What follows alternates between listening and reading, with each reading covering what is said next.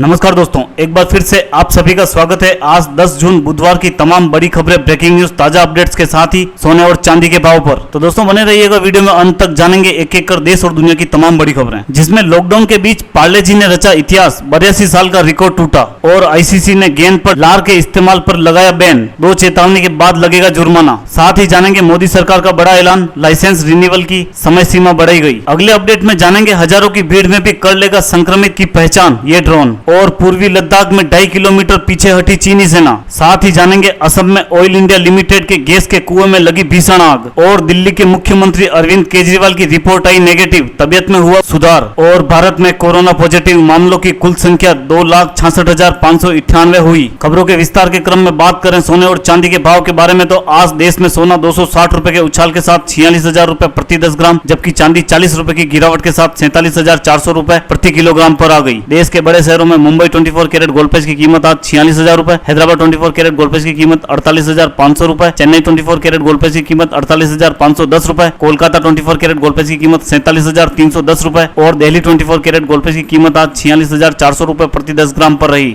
अगली बड़ी खबर में, जहां लॉकडाउन के बीच कई कंपनियों को नुकसान हुआ, वहीं बिस्कुट बनाने वाली कंपनी पार्ले जी ने नया रिकॉर्ड बना लिया है। पार्ले जी बिस्कुट की इतनी अधिक बिक्री हुई कि पिछले 82 सालों का रिकॉर्ड टूट गया। महज 5 रुपए में मिलने वाले पार्ले जी बिस्कुट का पैकेट सैकड़ों किलोमीटर पैदल चलने वाले प्रवासियों मजदूरों के लिए मददगार साबित हुआ। किसी ने खुद खरीद कर खाया तो किसी को दूसरे ने मदद के तौर पर बिस्कुट बांटे। वैसे तो पार्ले जी 1938 से ही लोगों के बीच एक फेवरेट ब्रांड रहा है, मगर लॉकडाउन के बीच इसने अब तक के इतिहास में सबसे अधिक बिस्कुट बेचने का भी रिकॉर्ड बनाया है। अगली बड़ी खबर में, इंटरनेशनल क्रिकेट काउंसिल यानी आईसीसी ने कोरोना के मद्देनजर एक बहुत बड़ा फैसला लिया है। आईसीसी ने गेंद पर लार के इस्तेमाल पर बैन लगा दिया है। अनिल कुंबले की अध्यक्षता वाली आईसीसी क्रिकेट कमेटी ने लार पर बैन की सिफारिश की थी। बता दें कि कई बड़े गेंदबाज और पूर्व दिग्गज क्रिकेटर लगातार गेंदबाजों को लार का विकल्प देने की मांग कर रहे थे, लेकिन आईसीसी ने ऐसा नहीं किया। मतलब अब गेंदबाज सिर्फ पसीने से गेंद को चमका पाएंगे। अगली बड़ी खबर में, केंद्र सरकार ने ड्राइविंग लाइसेंस को लेकर बड़ा ऐलान किया है। केंद्र सरकार ने 1 फरवरी से 31 मई 2020 तक खत्म ड्राइविंग लाइसेंस और गाड़ियों के परमिट की वैधता 30 सितंबर तक बढ़ा दी है। सड़क परिवहन एवं राजमार्ग मंत्रालय ने सभी राज्यों को इस बारे में निर्देश दिया है। यह फैसला लॉकडाउन के चलते लिया गया है। अगली बड़ी खबर में, आईआईटी के 3 पूर्व छात्रों ने स्टार्टअप में ऐसा खास उपकरण बनाया है जिसकी नजर से सार्वजनिक जगह पर घूम रहे संक्रमित व्यक्ति हजारों की भीड़ में भी छुप नहीं पाएगा। ये खास ड्रोन संक्रमित व्यक्ति की पहचान ही नहीं करेगा, बल्कि तुरंत पुलिस और स्वास्थ्य विभाग के अधिकारियों को भी इसकी सूचना देगा। अगर ऐसा होता है तो वास्तव में यह उपकरण कमाल का उपकरण होगा। जी हां दोस्तों, अगली बड़ी खबर में, भारत और चीन ने पूर्वी लद्दाख में कई पॉइंट्स पर अपने सैनिकों की तैनाती को कम कर दिया है। सरकारी सूत्रों से मिली जानकारी के मुताबिक चीन की आर्मी ने गलवान क्षेत्र में पेट्रोलिंग बिंदु 15 और हॉट स्प्रिंग एरिया से अपने सैनिकों और युद्धक वाहनों को 2.5 किलोमीटर पीछे किया है। भारत ने अपनी कुछ सेना को पीछे हटा लिया है। अगली बड़ी खबर में, असम के तिनसुकिया जिले में बागजान में ऑयल इंडिया लिमिटेड के गैस के कुएं में भीषण आग लग गई है। खबर के मुताबिक यहाँ 2 हफ्ते से कुएं में लगातार गैस का रिसाव हो रहा था, जिसके बाद मंगलवार को इसमें भीषण आग लग गई। आग की वजह से कुएं से लगातार काला धुआं उठ रहा है। आग पर काबू पाने और किसी भी तरह के नुकसान को रोकने के लिए राष्ट्रीय आपदा प्रतिक्रिया बल यानी एनडीआरएफ की एक टीम घटनास्थल पर पहुंच चुकी है। प्रत्यक्षदर्शी के अनुसार ऑयल इंडिया लिमिटेड के तेल के कुएं में विस्फोट इतना भारी है कि इसे 2 किलोमीटर से अधिक दूरी से भी देखा जा सकता है। अगली बड़ी खबर में, दिल्ली के मुख्यमंत्री अरविंद केजरीवाल की कोरोना रिपोर्ट नेगेटिव आई है। केजरीवाल की तबियत रविवार से ठीक नहीं थी। उन्हें हल्का बुखार और गले में खराश की शिकायत थी। आज उनका कोरोना जांच के लिए सैंपल लिया गया।